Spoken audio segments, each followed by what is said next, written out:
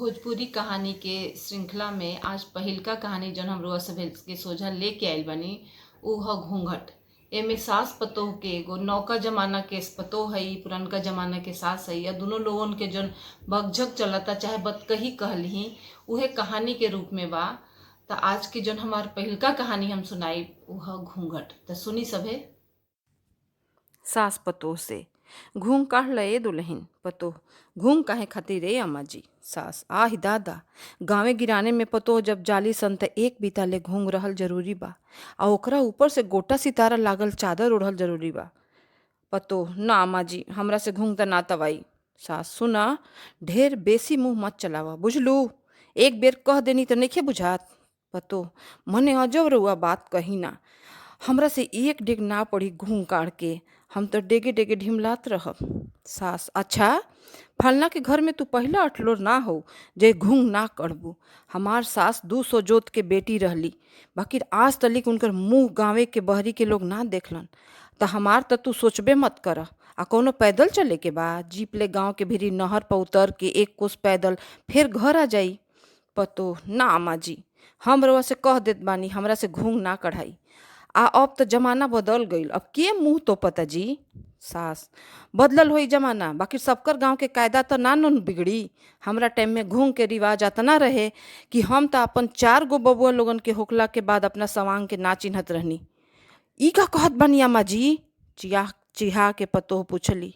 सास तब का, एक बेर हम कोठिला में से गेहूं निकालत रही अपना छोटकी ननद संगे, तले बबुआ के किलकारी सुन के मुकी में झांक के देखनी त का देखतानी कि खूब गोर लम्हर मर्दाना हमरा माझिल बबुआ के दुआर पर कन्हैया घुमावत बाड़े। हम बबुनी से पूछनी कि ई के ह जी, बबुआ के खेलावत बाड़े। त ठठा के हंसे लगली ननद। ए भौजी, रउआ साचो नहीं चिन्हत नइखी, ई फलना भैया नु हवन। त हमनी के ओह जमाना के हई जा बुझलू। अब घूंघ कर आ चल गावे, ना त अनेरे कुबेरा होता, काल भोर ही सती माई के पूजैया ह। पतोह अरे बाप रे बाप, अम्मा जी रउआ काहे नइखी बुझात। हमरो तो मन होखी कि अपना गांव के रास्ता देखी, फेड़ बगईचा खेत बधारी मैं देखत चली।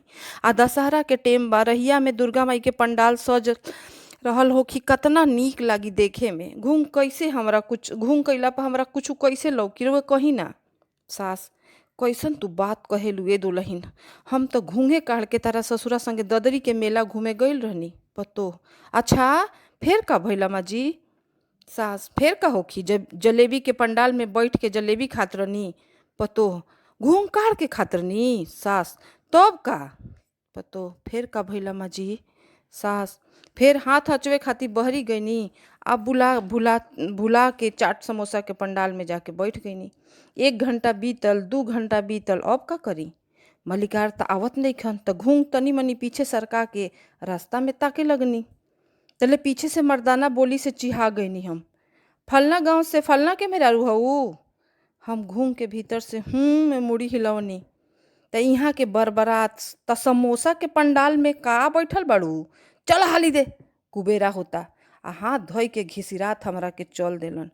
पतोह ये माई, रउआ संगे हईसन हईसन खिस्सा कहानी भइल बा, तबो रउआ घूंघ कढ़वाइए के रहब। ना अम्मा जी ना, हमरा से घूंघ त ना कढ़ाई। सास बूझ गईली कि बड़ा जिद्दी पतोह उतरले बाड़ी, मरता का न करता। अच्छा कन्या, कौनो बात नहीं, ऐसन कर कि ऐसन लुगा पहन ल जैसे कि घूंघो कढ़ा जाए आ तहरा बहरी के मैं चीजो लौके। पतोहुराम भागल गईली आ लाल सिफान के लुगा पहन के घूंघ कई के गाँव खातिर सास संगे चल देली। त कहानी भइल समाप्त। रउआ सब के कैसन लागल ई जरूर कमेंट कई के हमरा के बताई। आ चैनल सब्सक्राइब करी, समय समय पर हम अपन भोजपुरी कहानी, आपन लिखल और नानी के कहानी भी सुनावत रहब। शुक्रिया, नमस्कार, धन्यवाद।